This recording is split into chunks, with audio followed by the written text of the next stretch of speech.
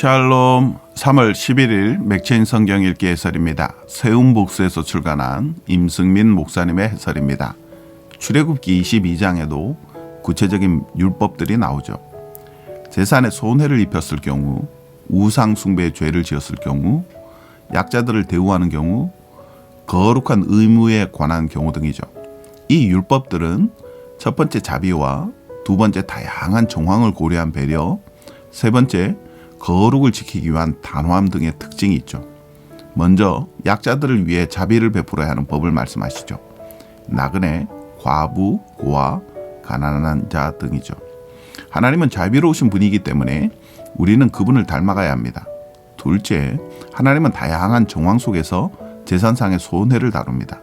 한 가지 경우가 아니라 여러 가지 경우가 있을 것을 가정해 말씀하시는 하나님의 섬세함은 우리를 향한 배려입니다. 셋째, 우상 숭배나 불경건한 모든 행동에 대해서 하나님은 매우 단호하게 말씀하시죠. 거룩함이 없는 배려나 사랑은 하나님의 것이 아닙니다. 배려를 빙자해 우상 숭배를 허용하거나 사랑을 빌미로 불경건한 행위를 수용해서는 안 된다는 거죠. 욥기 40장은 하나님께서 욥에게 최초로 답변하시는 장면입니다. 지금까지 하나님은 우주의 법칙들이 어떻게 움직이는지를 말씀하셨는데요. 이제는 그것을 욥에게 구체적으로 적용하십니다. 특히 하나님께서 말씀하시고자 하는 것은 바로 이것이죠.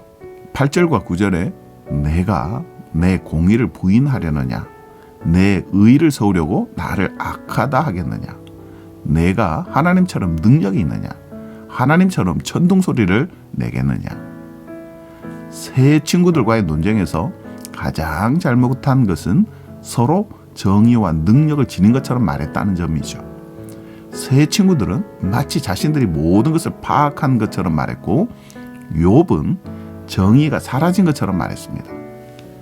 이것은 하나님의 주권적 섭리를 불신하는 것으로 하나님에 대한 불신이기도 하죠. 그러므로 하나님은 욥이 이해할 수 없는 수많은 일들을 말씀해서 자신의 주권적인 섭리와 지혜와 능력을 웅변하시죠.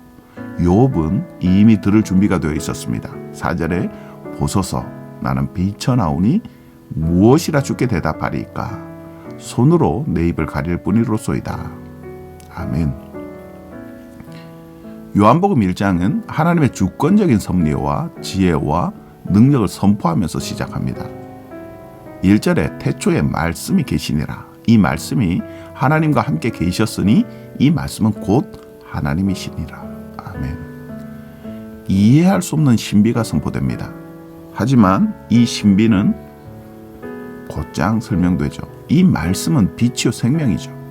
참빛 곧 세상에 와서 각 사람에게 비추는 빛을 영접하는 사람은 하나님의 자녀가 됩니다. 이 말씀, 빛, 생명은 예수 그리스도입니다.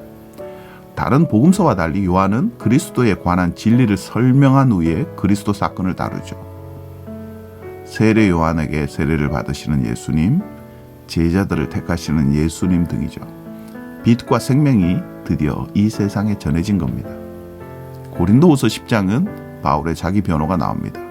고린도 교회에는 바울을 비난하는 세력들이 있었죠. 그들은 바울의 외모를 지적하고 글은 좋은데 말은 시원치 않다고 악담을 했죠. 이에 대해 바울은 스스로를 자랑하는 그들의 오류를 폭로합니다. 12절에 우리는 자기를 칭찬하는 어떤 자와 더불어 감히 짝하며 비교할 수 없노라. 또 13절에 우리는 분수 이상의 자랑을 하지 않고, 자신이 가지고 있는 경력과 실력을 자랑하는 것은 거짓 교사의 특징입니다. 그것을 좋아하는 것도 거짓 성도의 특징이죠. 우리가 자랑할 것은 주님 외에는 없으며 오직 주님께 칭찬받는 자만이 참으로 옳은 자일 뿐입니다. 하나님의 주권과 지혜와 능력을 참으로 받드는 사람은 겸손합니다.